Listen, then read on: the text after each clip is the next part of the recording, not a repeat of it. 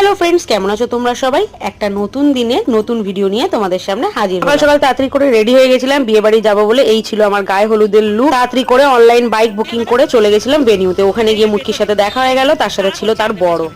সুস্মিতার বিয়েতে এসে আমরা লাস্টে খাবার না খেয়ে কি খাচ্ছি? সেই ফোনেই এখন আসেনি।